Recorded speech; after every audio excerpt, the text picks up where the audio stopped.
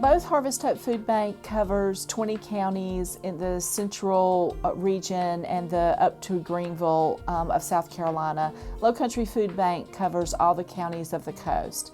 And both of these food banks have been very active in disaster response.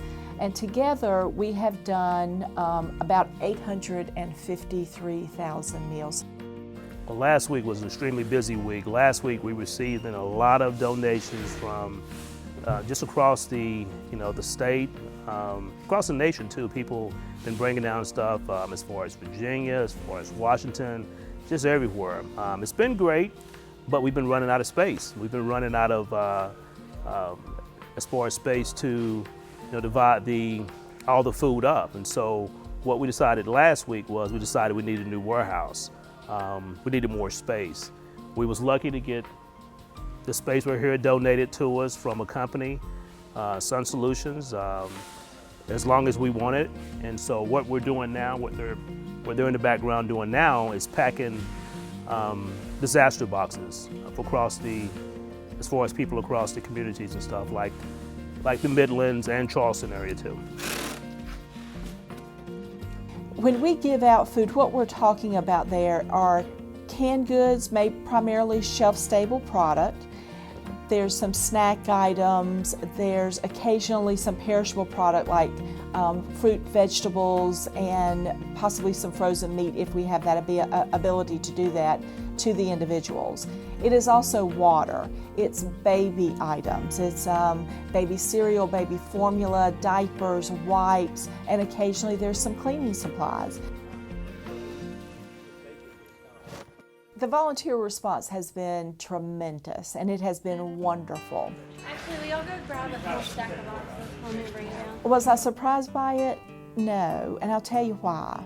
South Carolina has always been a very loving state, and we look out for one another.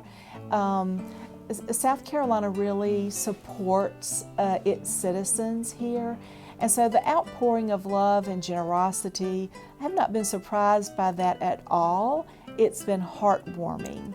Well, we started in Mooresville, North Carolina. That's where all of my donations came from.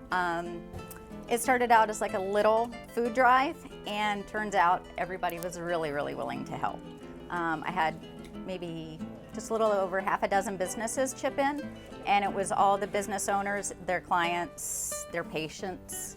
Everybody just came together. We gathered this in about 3.5 days.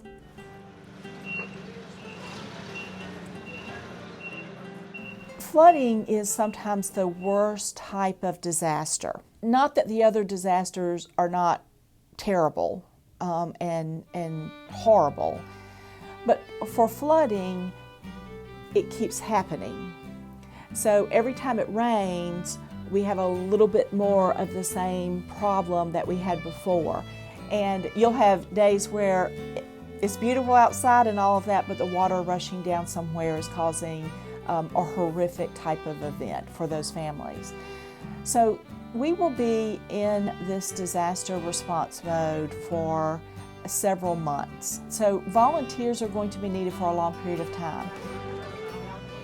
We feed the community that suffered from the disaster, the flooding that happened the other day or the other week and stuff, so we helping them out because we need to help out the less fortunate. We never know when this type of disaster probably come through South Carolina, so we're just trying to do our best to, give what we can. All right, bye-bye. It is as much about supporting the physical needs of our state, the people who have experienced this, as it is the emotional needs of the people of our state. This is going to be a memory that lasts for a long time, but we will heal from this and we'll be stronger from it. And we've already seen the kindnesses of thousands of strangers who did not know their neighbors reach out and help them. And that is what South Carolina is about.